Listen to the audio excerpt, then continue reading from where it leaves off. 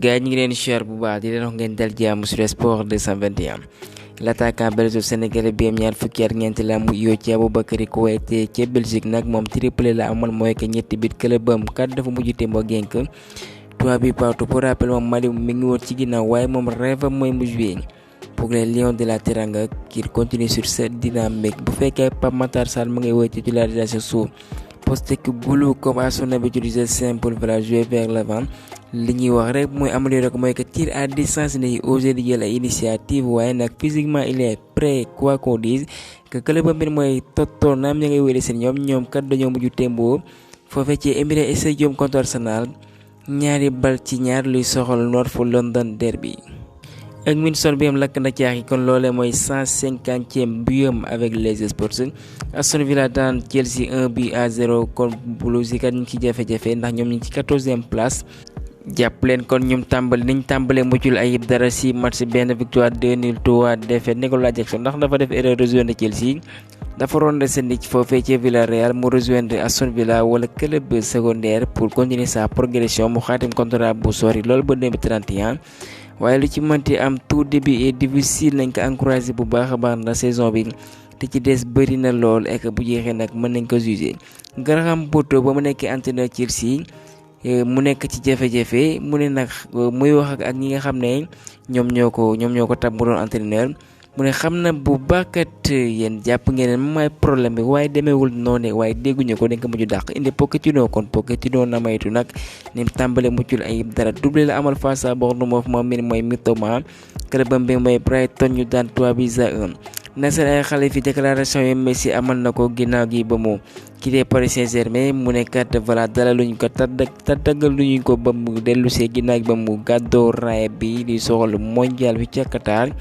et que sax Nasser ay xale fi mu ne boo leen gisee ñun célébré nañ ko ndax kat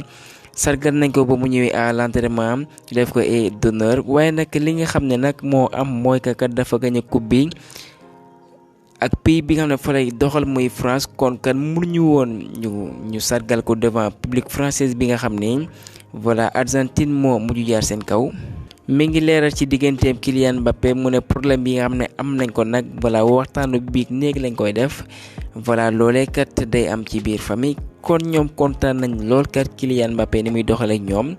dañuy desandi ci France ndax Paris Saint-Germain ci classique bi ñoom ñooy mujj daan Marseille ñeenti bal ci dara Hakimi comme à son habitude ko faral lakk caax ya et que ce qu'il faut souligner mooy que Colomboigny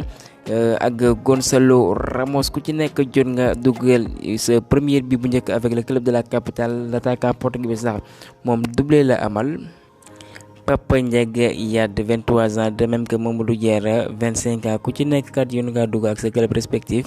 di Grenoble ak Quevilly-Rouen. Newcastle mujj daan écrasé sax lañ fësal Sheffield United 8-0 ce dimanche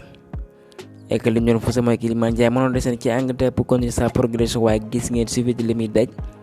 voilà amaguñ ndam sax kon ñoom kat bu ñu wéyalee nii ñu ngi ci yoonu delluwaat ci championship ba de même que Burnley bien Manchester United moo jaar seen kaw 1-0. Erik ten Hag ca Manchester United moom kat newul benn yoon en danger kon situation bi est calme bu ñu soxandikoo ci Fabrizio Romano ñaan dañuy teg nga ndombo tànkam xibaar yooyu dara wéeru ci foofee ci Liga derby bi am doon dox ci diggante Atlético Madrid ak Real de Madrid voilà derby Madrid leen ci noonee les Colts ñoo mujjee daan 3-1 toujours des buts sur des têtes Morata moo njëkk ubbi yoon ba Griezmann feelu ko doomu espagnol bi amal doublé devant les cadres Kepa Arrizabalaga cross moo réduire score bi jàpp leen sax Morata ginnaaw gi jonte moom lañ tabbu am di match et que ginnaaw gi jonte bi Ancelotti en conférence de presse moom kat mu ne moom mooy fautif seen nërmeelu bu ñu am waaye nag li nga xamante mooy que du changer benn yoon système bi moom lay doxalee et que nag dina corriger dina joyanti yenn ci ay mbir waaye nag li nga xam ne mën nañ ko jàpp mooy que 6 ak 7 match yi mujjee joonte bu ci nekk jot nañ dugal Atlético Madrid benn club bi moo dàq défense ci Espagne seen problème newul benn yoon attaque bi waaye défense bi la bi nga xam ne seetaan nañ lool bi Griezmann bi ak Morata. li nga xam ne nag moo tax mu génnee Modric la croate seen joonte boobee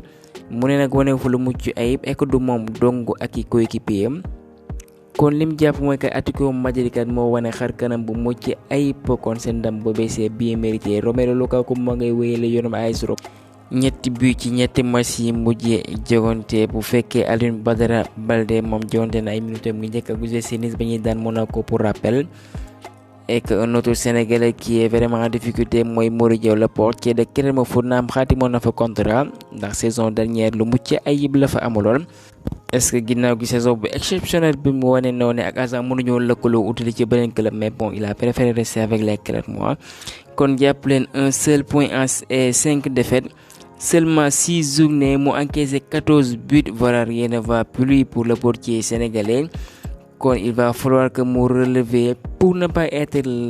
largué au classement mooy que gars yi bàyyi leen fa ek ku ñu largué ci classement bi xam nga fa ngay utali mooy des 2 français bi. gars yi Mauricio Pochettino avertiroon na ancien joueur bu Casa Sport di Nicolas Jackson am na ay carton kon moom kat moo war a calme jouer waaye nag seen jiwante bi ñu am kon Aston Villa amati na carton kon loolee kat mooy tax mu am 5 carton ci ndorteelu champion naa bi ci Angleterre. kon kat voilà suspendre nañ ko benn match moom mi nga xam ne jot naa dugal benn but seulement 6 journées yim jot a jogante ci Angleterre kon l'attaquant 22 ans bi kat dina wuute seen déplacement bi ñu war a amal ci Fulham la prochaine journée.